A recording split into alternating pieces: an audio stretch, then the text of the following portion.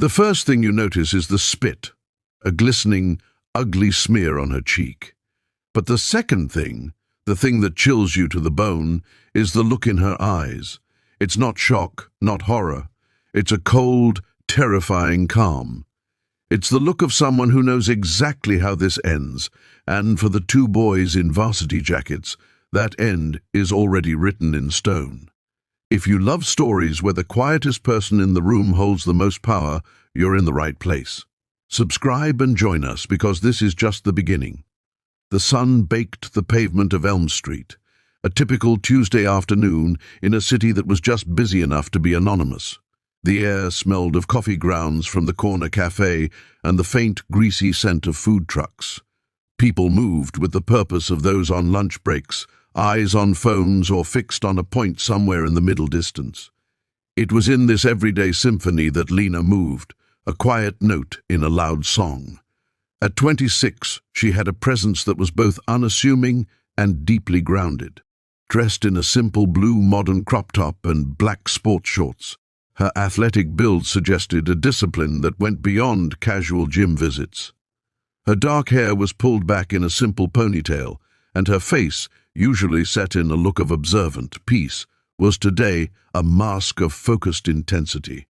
She was walking with a rhythm that was all her own, a steady, confident pace that ate up the sidewalk. A few blocks away, the universe of Tyler and Mark was considerably louder and more obnoxious. Swaddled in their blue and yellow varsity jackets from a state college known more for its party scene than its academics, they were the kings of their own tiny world. Tyler, the taller of the two, with a chin that jutted out with perpetual arrogance, was the spearhead. Mark, broader, with a camera phone that was almost an extension of his hand, was the chronicler of their own imagined glory. They had just come from a boozy lunch, the confidence of 3 beers each fueling their swagger. The world was their playground, and everyone in it was either an audience member or a prop. Their paths converged outside the grind, the very cafe Lena was approaching. She was checking a message on her encrypted phone, her thumb moving swiftly. The message was simple. Asset is en route. ETA 5 minutes. Maintain visual. As she looked up, her trajectory brought her a little too close to Tyler, who was gesticulating wildly as he recounted a story about a frat party. And then I told him. I said, if you can't handle the keg stand, get out of the oof. Tyler's monologue was cut short as Lena's shoulder brushed his. It was a minor bump, the kind that happens 1,000 times a day on a city street. But to Tyler, in his beer-soaked kingdom, it was an act of war. He stopped dead, his face a cartoonish mask of offense. "Hey, watch where you're going," he snarled, his voice cutting through the ambient noise. Lena paused, turning slowly. Her eyes, a cool, focused grey, met his. "My apologies," she said, her voice low and even, devoid of any fear or agitation. She made to continue walking. "Apologies?" Tyler laughed, a harsh barking sound. He stepped in front of her, blocking her path. Mark, sensing content, immediately raised his phone, the red recording light a malevolent eye. "You think you can just bump into me and walk away? You need to show a little more respect." A few bystanders slowed, sensing a disturbance in the force. A woman with a stroller hurried past, eyes averted. A couple of teenagers, however, stopped to watch, pulling out their own phones. This was better than reality TV. Lena assessed the situation with the speed that would have seemed supernatural to anyone watching. 2 subjects. Male, early 20s. Intoxicated, belligerent. Primary aggressor, the tall one. Accomplice, recording, likely for social media clout. No visible weapons. Her training kicked in, a silent internal checklist. De-escalate. Disengage. I said I was sorry. It was an accident. Now, if you'll excuse me. She tried to step around him again. Tyler moved with her, his chest puffing out. "I don't excuse you. I don't like your tone. You think you're better than me." His eyes roamed over her, taking in her athletic wear with a sneer. "What are you, some kind of yoga freak? Too good to even look at me?" This was the fuel for his fire. Her calmness was an insult. Her refusal to be cowed was a challenge to his entire worldview, where loudness and aggression always won. Mark circled them, getting a better angle, a smirk plastered on his face. "Yeah, dude, she totally dissed you," he egged on, his voice tinny through the phone's speaker. Lena's jaw tightened almost imperceptibly. She could feel the eyes of the gathering small crowd. She could see the phones. This was escalating, and her primary objective, discreet surveillance, was rapidly collapsing. She needed to extract herself, now. "I'm going to ask you once more to let me pass," she said, her voice dropping another octave, a note of steel entering it. Tyler, emboldened by the audience and his friends recording, mistook her controlled tone for weakness. He saw a quiet woman, alone, and in his world, that was the lowest rung on the ladder. He leaned in, his face inches from hers, his breath a stale mix of beer and onion rings. "Or what?" he whispered, the words a toxic challenge. In that moment, Lena's mind was a hive of activity. She could have ended it. A pressure point on the neck, a swift dislocation of his elbow, a sweep of the leg that would have him on the ground before he could blink. She had the training to neutralize him and his friend in under 3 seconds. But that was the problem. It would be on camera. It would create a scene far larger than this one. It would blow her cover sky high. The asset was minutes away. The operation, months in the making, was more important than her pride. So she did nothing. She stood her ground, her body coiled like a spring, but perfectly. Still, her eyes locked on his. It was the wrong thing to do for Tyler's ego. Her silent, unwavering stare was the ultimate defiance. "You think you're tough?" he yelled, spittle flying from his lips. "You think you can just stare me down?" His hand shot out and grabbed her upper arm, his fingers digging into the muscle. The physical contact changed everything. The air crackled. The bystanders gasped. This was no longer just verbal harassment. Lena's eyes flicked down to his hand on her arm, then back to his face. A profound coldness settled in her gaze. It was the look a surgeon might give a tumor before excision. "Remove your hand," she said, each word a shard of ice. Tyler, however, was too far gone. He was a bull in a china shop of his own making, and he was going to break everything. He shook her arm, a pathetic, juvenile gesture. "Make me!" And then it happened. The event that would sever his future from his past, with the finality of a guillotine. His face, contorted with rage, twisted further. He leaned forward, and, with a wet, explosive sound, he spat. A thick, ugly wad of saliva hit Lena square on the cheek, sliding slowly, disgustingly towards her jawline. Time stopped. The street fell silent. The only sound was the distant hum of traffic. Mark's phone, still recording, captured the single most consequential moment of their lives. The bystanders were frozen, their mouths agape in unified horror. Lena did not flinch. She did not cry out. She did not even wipe it away. Her eyes closed slowly, as if in deep, centering prayer. She took one long, slow, deliberate breath. When her eyes opened again, everything about her had changed. The calm was still there, but it was no longer the calm of a peaceful pond. It was the calm of the deep ocean before a tsunami. The look in her eyes was no longer just cold, it was ancient, and it was deadly. It was the absolute knowledge of power. Tyler, for the first time, felt a sliver of doubt, a primal fear scratching at the base of his spine. Her reaction was all wrong. Where were the tears, the screams, the helpless wiping? This was nothing, and that nothing was more terrifying than anything he could have imagined. "You're done," Lena whispered, the words so quiet only he and the camera's microphone could hear them. It wasn't a threat, it was a statement of fact. And, as if on cue, the world erupted. The sound didn't start as a siren, it started as a low growl, the powerful guttural roar of heavy engines. From both ends of the street, black suburban SUVs with dark, impenetrable windows surged onto the scene, their sheer mass and speed a violent intrusion into the afternoon's normality. They didn't squeal to a stop, they simply materialized, blocking all exits, their doors already swinging open before the vehicles had fully settled. Tyler's head whipped around, his hand finally dropping from Lena's arm. His mouth fell open. Mark spun, his camera now jittery, capturing the fleet of black vehicles that had appeared from nowhere. "What the?" Mark stammered, his voice losing all its earlier bravado. The doors of the lead Suburban opened. Men and women in dark windbreakers with large, bold yellow letters, FBI, poured out. They moved with a fluid, coordinated precision that was both beautiful and terrifying. They were armed, their weapons held in a low-ready position, their eyes scanning, assessing, controlling the entire environment in a heartbeat. 10 of them. 10 federal agents materializing on a sunny city street because a college bully had spat on a quiet woman. The lead agent, a man with a granite jaw and a presence of absolute authority, strode forward. His eyes swept over the scene, taking in the stunned crowd, the 2 petrified boys in their ridiculous jackets, and finally landing on Lena, on the spit, still glistening on her face.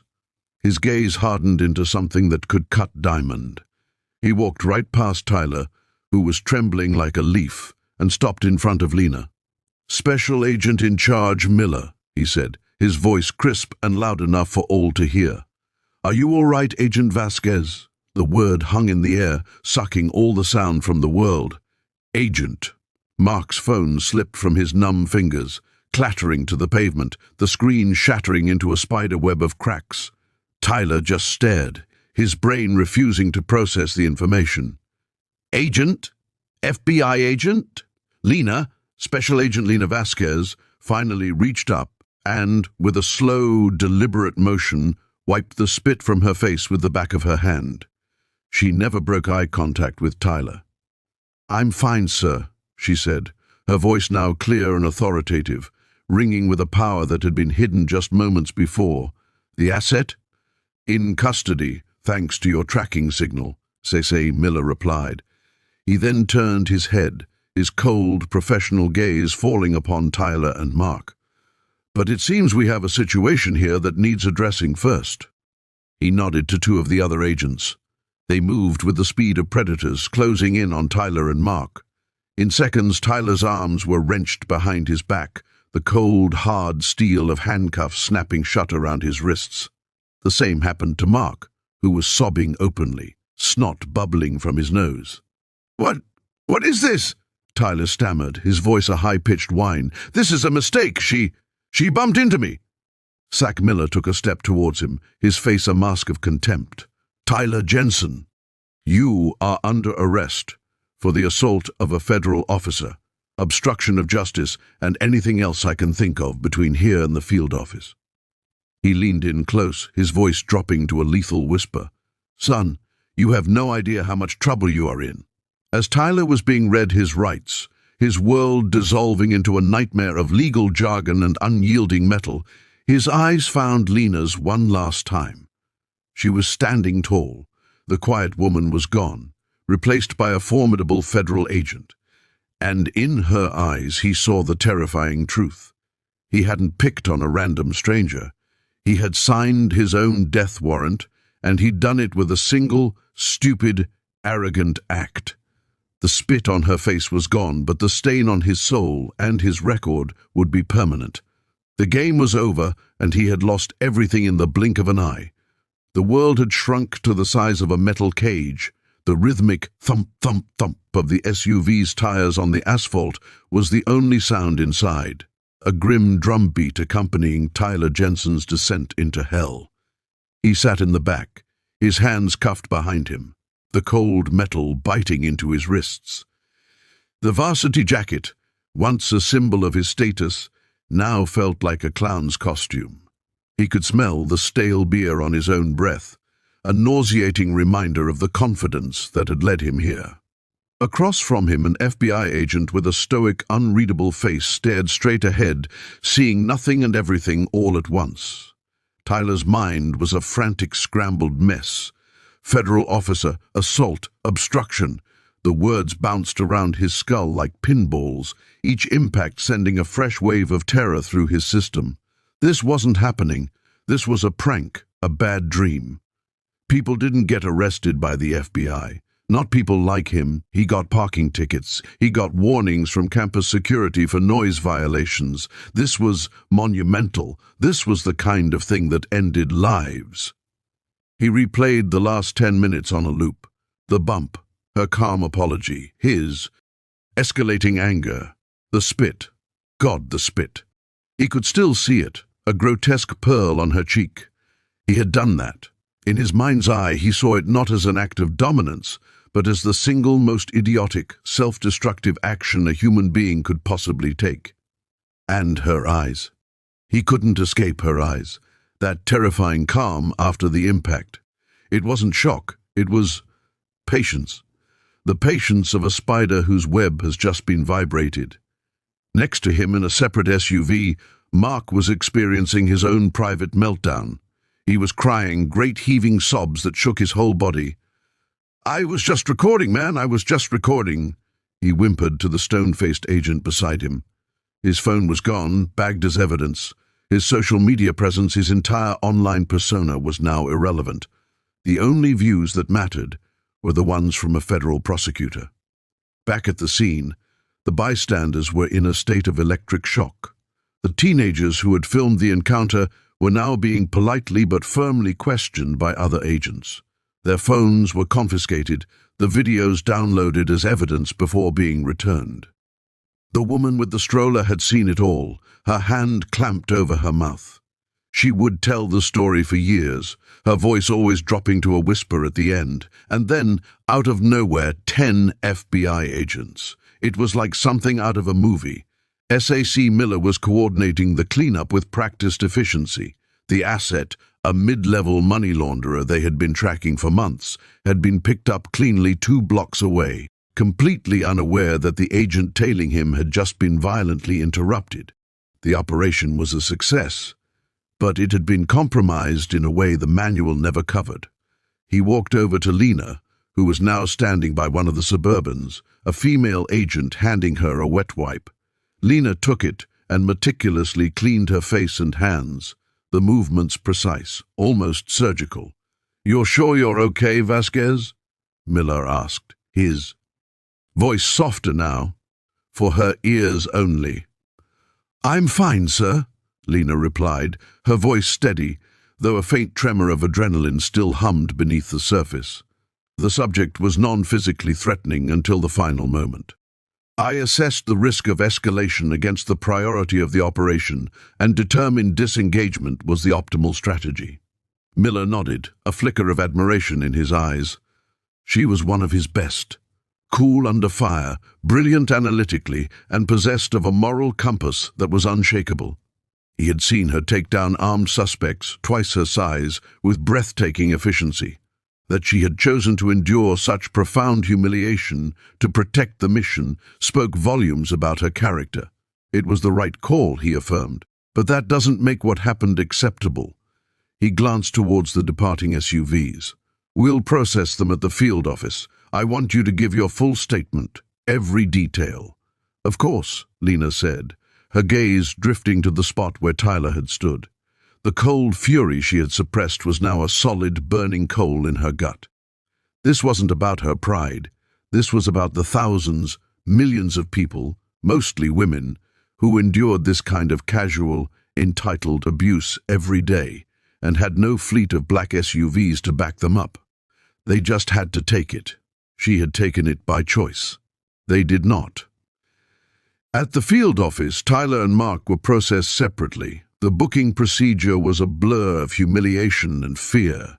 Fingerprints, photographs, the removal of his belt and shoelaces. He was placed in a sterile, windowless interrogation room, the cuffs now fastened to a bolted-down table. The room was cold, deliberately so. He shivered, his jacket gone, stored away in an evidence locker. The door opened and SAC Miller walked in, followed by another agent who took a seat in the corner, a silent observer. Miller placed a file folder on the table and sat down opposite Tyler. He didn't speak for a long time, just let the silence stretch. Let Tyler squirm in it. "Do you have any idea?" Miller began, his voice deceptively quiet. what the mandatory minimum sentence is for assaulting a federal officer.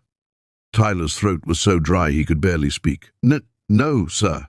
It's significant, Miller said, not giving a number. The vagueness was more terrifying. And when that assault involves a biological substance, spit is considered a biological substance, Mr. Jensen. The charges can be enhanced. Then there's the obstruction.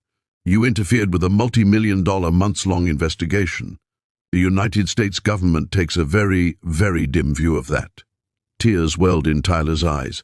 I didn't know! I swear to God, I didn't know she was FBI! Miller leaned forward, his elbows on the table. And that's your defense? That you only assault women you believe to be powerless? That you only spit on people you think can't fight back? Do you think that makes it better? Or does it, in fact, make it so much worse? The question hung in the air, a moral gut punch that left Tyler breathless. There was no answer. There was no defense. Let me tell you about the woman you assaulted, Miller continued, his voice hardening. Special Agent Lena Vasquez graduated top of her class from Quantico, fluent in 3 languages, has a master's degree in forensic accounting. She has personally dismantled 2 international trafficking rings. She has been shot at, stabbed at, and had a price put on her head by a cartel boss she put away for life. And today, she allowed a drunk college kid to spit on her because her mission, her duty, was more important than her dignity. She is a hero, Mr. Jensen, and you treated her like garbage. Each word was a hammer blow, shattering the fragile remains of Tyler's ego. He wasn't a big man confronting a random woman. He was a gnat buzzing around a lion. The scale of his error was so vast, so cosmic, he felt dizzy. In another room, Lena was giving her statement to a fellow agent.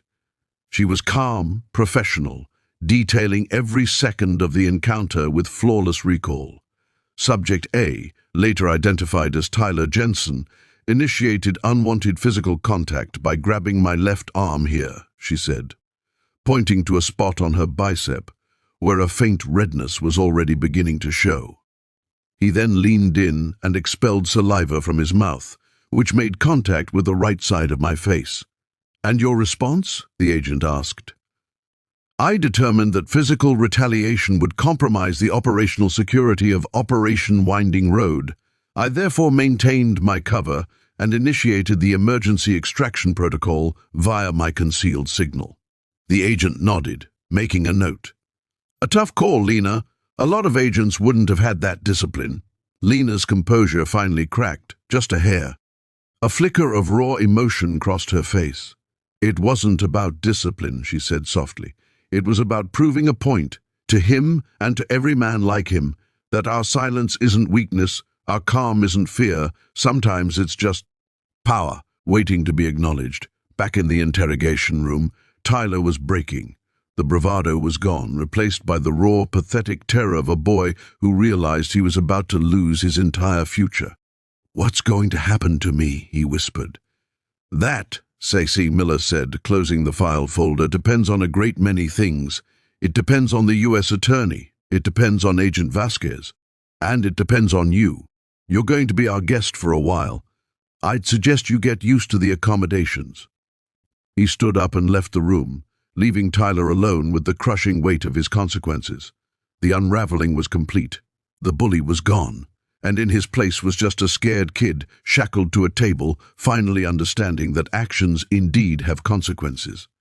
And his had just summoned 10 of them.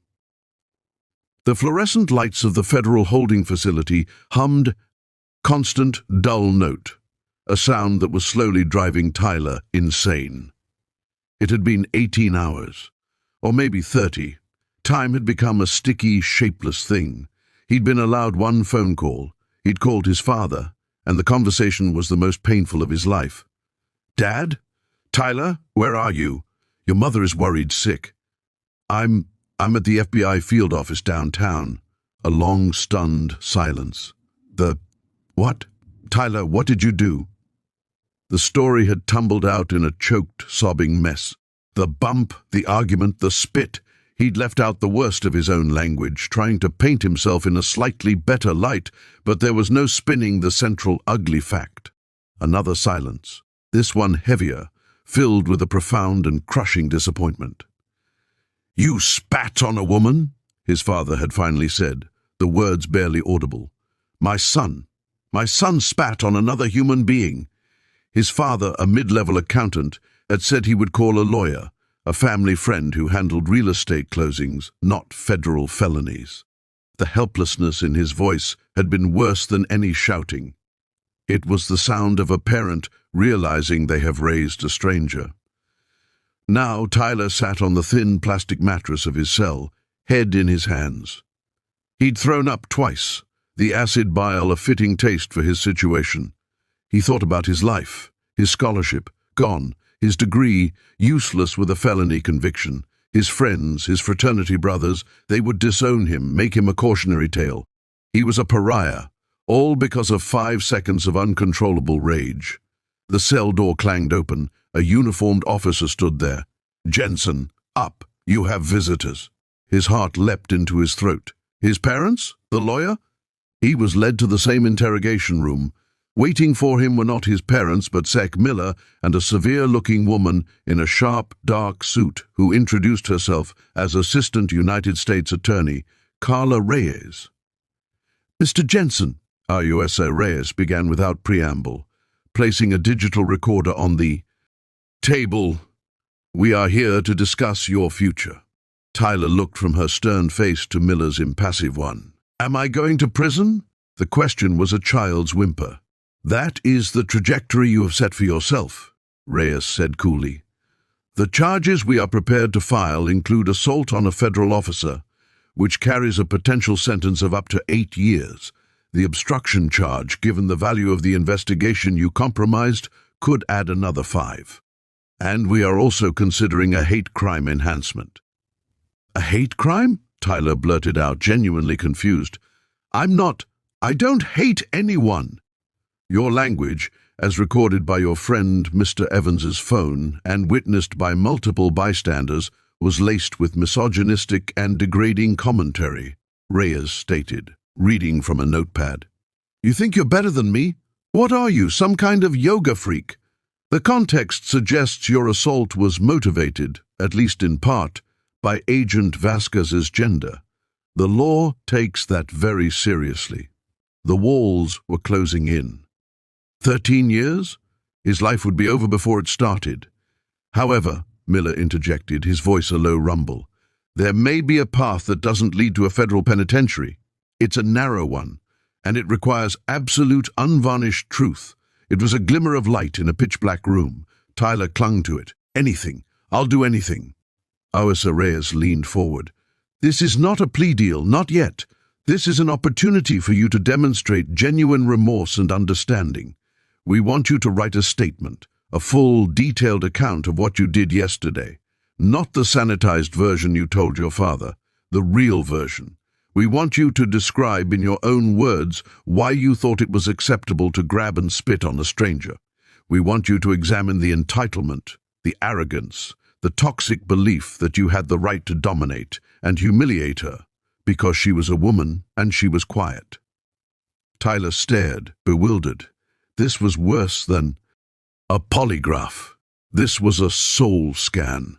"This statement," Reyes continued, "will be reviewed by me, by Seg Miller, and by Special Agent Vasquez. Her opinion on its authenticity will carry significant weight. If we are convinced you are genuinely confronting the root of your behavior and not just scared of prison, then we can talk about alternatives. Perhaps a deferred prosecution agreement with mandatory anger management, community service, and a public apology." A public apology. The humiliation would be complete. He would be a meme, a national symbol of karmic retribution. "And if I don't?" Tyler asked, his voice trembling.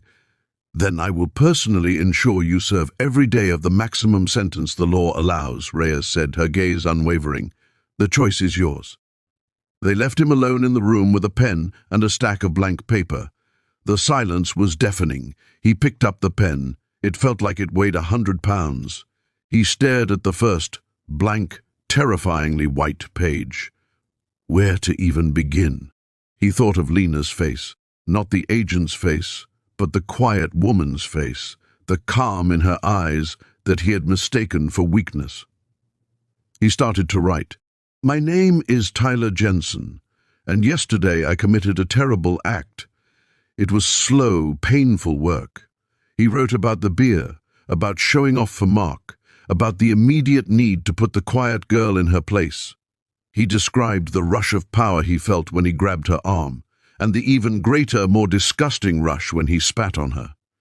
He admitted that he enjoyed her powerlessness, or what he perceived as powerlessness. He was excavating the darkest, most shameful parts of himself and laying them bare on the page. The pen scratched across the paper, a confession not just to a crime, but to a sickness of character. Meanwhile, Lena was in the FBI's gym, pounding a heavy bag with a ferocity that made the chain squeal in protest. Thwack, thwack, thwack. Each strike was a release of the anger, the humiliation, the violation. She was covered in a fine sheen of sweat, her muscles burning. After an hour, exhausted, she slumped against the bag, her breath coming in ragged gasps. Zach Miller found her there. He handed her a bottle of water. How are you holding up, Vasquez? I'm operational, sir, she said, though the fire in her eyes belied her calm tone. The AUSA is with Jensen now. They're offering him a way out. It involves a full written confession and a public apology to you. Lena took a long swallow of water. Do you think he's capable of real remorse, or is he just scared? I don't know, Miller admitted. But the process is as much for the system as it is for him. It's about demonstrating that this behavior has profound consequences, even for good kids from nice suburbs. It sends a message. The message should be, don't assault women because it's wrong, not don't assault women because they might be federal agents, Lena countered, a bitter edge to her voice. I agree, Miller said softly. But we work with the tools we have, and right now, one of those tools is a terrified young man being forced to stare into the abyss of his own character. Sometimes, that's the only thing that can effect real change. Later that evening, Tyler finished his statement. It was 15 pages long. His hand was cramping and his eyes were raw. He had cried several times while writing it. He had laid himself bare, admitting to things he hadn't even admitted to himself. When the officer came to collect him, Tyler handed over the pages without a word. He felt hollowed out, scraped clean. He had faced a reckoning, and the person he found in the mirror was someone he barely recognized and deeply despised. The statement was delivered to AUSA Reyes's office. She read it first, then passed it to Miller. He read it in his office, his expression giving nothing away. Finally, he brought it to Lena, who was at her desk, writing her own final report on the incident. He wrote this, Miller said, placing the stack of papers in front of her. Lena looked at it warily. Do I have to? No, Miller said. But you should. This is the other side of the justice we serve. It's not always about punishment. Sometimes it's about accountability. And this, he tapped the paper, is the first step. After he left, Lena sat for a long time just looking at the handwritten pages. Finally, she took a deep breath and began to read. The room was silent except for the soft rustle of paper. She read about his insecurities, his need to dominate, his twisted sense of entitlement. She read his description of her infuriating calm, and she read his description of the spit, not as a triumph, but as the moment his soul broke. When she finished, she leaned back in her chair and stared at the ceiling. There were no tears, just a slow, settling feeling. It was raw, it was ugly, and it was, she believed, genuine. He wasn't just sorry he got caught. He was sorry for what he had done. He was finally seeing the monster he had allowed himself to become. It wasn't forgiveness. Not yet. That would take time, but it was a start. The reckoning was not just for Tyler Jensen. In reading his confession, Lena Vasquez finally felt the last vestiges of her own humiliation begin to dissolve, replaced by a quiet, solid sense of closure. The power was, and had always been, hers. The video was grainy, shaky, and utterly damning. Shot from Mark's dropped and shattered phone, it had been recovered by the FBI's tech team. It showed everything: Tyler's aggressive posturing, the grab, the spit, Lena's terrifying calm, and the sudden shocking arrival of the black SUVs. It was a perfect 3-minute capsule of karmic justice. A week after the incident, with Tyler and Mark released on bail into the custody of their horrified parents, the decision was made. The video, with the faces of bystanders blurred and the audio of St. Miller identifying Lena as an agent redacted, was released to the public by the U.S. Attorney's Office. It was part of the deferred prosecution agreement. Tyler's punishment was not to be served solely in a courtroom, it was to be served in the court of public opinion. The explosion was instantaneous. The video went viral in under an hour. It was picked up by every major news network, plastered across social media, and dissected on YouTube channels and podcasts.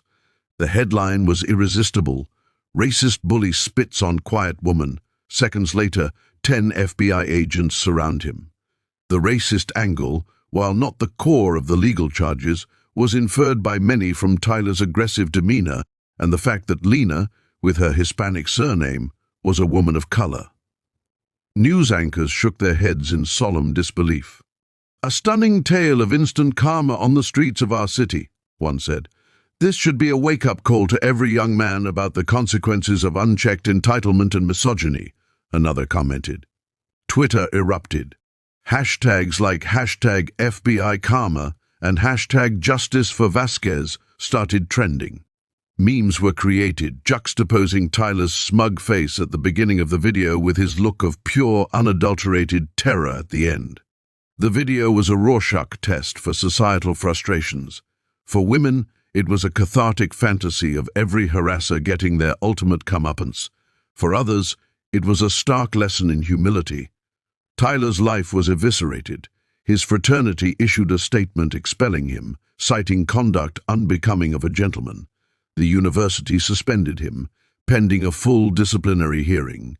His photograph was splashed across the internet. He was universally reviled. The family-friend lawyer advised him and his family to stay off the internet, to not leave their house. The press camped out on their suburban lawn. His father had to take a leave of absence from work. His mother couldn't stop crying. Mark, while facing lesser charges as an accomplice, was similarly shamed. His social media accounts were flooded with angry comments. He was branded a spineless follower. His dream of a career in digital marketing was likely over before it began. The ripple effect spread to Lena's world too. Within the bureau, she was treated with a new level of respect, bordering on reverence. Younger female agents looked at her as a hero. She had taken the worst kind of humiliation and, through her professionalism, had turned it into a symbol of empowerment. But the attention was a double-edged sword. While her identity was officially protected, rumors swirled. She started getting letters at the field office, some from women thanking her, sharing their own stories of assault and harassment. They saw her as an avenger. It was overwhelming. She had never sought this. She was just an agent who had done her job. One letter, however, stood out. It was from a high school teacher in the Midwest. She wrote that she had shown the news story to her class of senior boys. She said they had had the most honest, raw discussion about masculinity, consent, and respect that she had ever witnessed. "You changed their lives, Agent Vasquez," the letter said. "You made them think." Lena kept that letter in her desk drawer. On the tough days, she would take it out and read it. It was the part of the ripple effect that made the unwanted fame almost worth it. The public apology was the final agonizing step in Tyler's deferred prosecution agreement. It was held in a federal courtroom under the stern gaze of a judge, with AUS Reyes and St. Miller present. Lena was there too, seated in the front row, wearing civilian clothes. She was under no obligation to attend, but she felt she needed to. She needed to see it for herself. Tyler, looking pale and shrunken in an ill-fitting suit, stood at the podium. He was a ghost of the arrogant boy from the video. His voice was barely a whisper as he read from a prepared statement, his hands trembling. "I am here today to apologize to Special Agent Lena Vasquez," he began, his eyes fixed on the paper. "My actions on September 12th were disgusting, cowardly, and wrong. There is no excuse for what I did. I assaulted you because I felt entitled to your space, your attention, and your deference. I mistook your calm for weakness, and I am deeply, deeply ashamed of that." He continued, his voice gaining a little strength as he echoed the themes from his written confession. "I was not raised to be that person.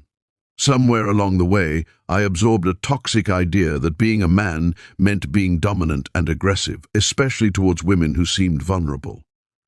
I was wrong. A real man is defined by his respect for others, by his control, and by his integrity. I displayed none of those things." He finally lifted his eyes from the paper and looked directly at Lena. There were tears streaming down his face. "Agent Vasquez, I am so sorry. I am sorry for grabbing you. I am sorry for the vile words I said. And I am more sorry than I can ever express for spitting on you. It was the single most degrading act of my life, and I am the one who is degraded by it. You did not deserve it. No one does. I hope that one day you can find it in your heart to forgive me, but I do not expect it. I will spend the rest of my life trying to become a better man, to earn the second chance the court has given me, and to prove that the person in that video is not who I am or who I ever want to be again." The courtroom was silent. He finished and sat down, burying his face in his hands. His mother wept quietly behind him. The judge laid out the terms: 5 years of probation, 500 hours of community service at a women's shelter, mandatory completion of a state-approved anger management and ethical masculinity program, and a formal letter of apology to be entered into the public record. A single misstep, and he would go directly to federal prison. As the court adjourned, people began to file out. Tyler was led away by his parents, not making eye contact with anyone. Lena remained seated for a moment, absorbing the silence. Zach Miller approached her. "What did you think?" he asked. Lena watched the door through which Tyler had exited. "I think he meant it," she said quietly. "The boy in that video is gone. What's left, I don't know, but he has a chance to build something better from the rubble." "And you?" Miller pressed. "Are you satisfied?" Lena stood up, smoothing her suit. "Satisfied?" She considered the word. "No, but I am resolved. The ripple has spread. Maybe it will do some good somewhere." She walked out of the courtroom, not as a victim, not as an avenger, but as an agent of change. The quiet woman on the street was gone, but her echo was just beginning to be heard. 3 months later, autumn had painted the city in shades of gold and crimson. The media frenzy had died down. The memes had been replaced by newer, shinier scandals. Life, as it always does, had moved on. But for the people at the center of the storm, the quiet after was a time for profound reflection and rebuilding. For Tyler Jensen, the quiet was a prison of a different kind. He lived in the basement of his parents' house, a pariah in his own community. His probation officer was a hard-nosed former Marine who showed no sympathy. The community service at the women's shelter was the most humbling experience of his life. He sorted donations, mopped floors, and was largely ignored by the staff and residents who knew exactly who he was and what he had done. The silence they gave him was heavier than any shouted insult. The anger management classes were worse. He was in a room with men who had done far worse things, and listening to their stories, he realized his own actions were part of a vast, ugly spectrum of male violence. He was forced to confront the fact that his one-time mistake was not an anomaly, but the logical endpoint of a lifetime of unchallenged privilege and toxic conditioning. He began reading, tentatively at first, about feminism, about consent, about the history of misogyny. It was like learning a new language, one that described a world he had been blind to. The work was painful, exhausting, and absolutely necessary. The arrogant bully was being systematically dismantled, piece by piece. What was being built in his place was still fragile, still uncertain, but it was self-aware. It was a self that could feel shame, and, more importantly, empathy. Mark had transferred to a community college in another state, hoping to escape his infamy. Their friendship, built on a foundation of arrogance and peer validation, did not survive. It was a casualty of the truth they had been forced to face. For Lena Vasquez, the quiet was a return to herself. The internal affairs investigation had cleared her of any wrongdoing, praising her exceptional discipline and commitment to operational priorities. The fame had faded, allowing her to slip back into the shadows where she worked best. She was back in the field, running surveillance, analyzing financial data, doing the quiet, meticulous work that truly made a difference. One Saturday morning, she found herself walking down Elm Street. She hadn't planned it. Her feet had just carried her there. She stopped outside the grind, the scene of the crime. The pavement was just pavement. The air smelled of coffee, just like before. It held no power over her anymore. She went inside, the bell jingling softly. She ordered a coffee and took a seat by the window, looking out at the spot where it had all happened. She felt a strange sense of peace. This place, which could have been a permanent scar on her memory, was now just a cafe. She had reclaimed it. Her phone buzzed. It was a text from SAC Miller. New lead on the Volkov case. Looks big, briefing at 1400. Your lead agent. A small smile touched her lips. This was who she was. Not a viral video sensation, not a symbol of karma, but an FBI agent, a protector. As she stood to leave, her eyes fell on a young couple at a table nearby. The man was talking loudly, dominating the conversation, while the woman sat quietly, looking down at her hands. Lena watched for a moment, a flicker of the old tension returning. Then the woman looked up, met the man's gaze, and said something quiet but firm. The man's bluster faltered. He stopped, listened, and actually heard her. It was a small victory, a tiny ripple, but Lena saw it, and it filled her with a hope more powerful than any revenge fantasy. She walked out onto the street, the autumn sun warm on her face. She was the same woman who had walked here 3 months ago, quiet, calm, observant.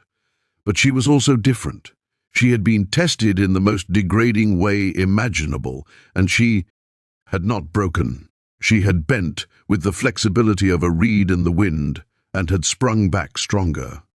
Her quiet confidence was no longer just a personality trait. It was a weapon, a shield, and a testament to her strength. The world was full of Tylers, but it was also full of women finding their voice, one quiet word at a time. And as she walked down the street, her posture straight, her gaze steady, Lena Vasquez knew, with every fiber of her being, that the quietest people were often the most powerful, because they have nothing to prove and everything to protect. The storm had passed, and in the quiet that remained, she was, unshakably, herself. So, that's the story of the quiet woman and the racist bully who picked the wrong person to humiliate. It's a story about hidden strength, instant karma, and the long, difficult road to redemption. It makes me wonder about all of you in our amazing community, spread out across this vast country. From which part of the country are you watching this video? Let me know in the comments below. I read every single one.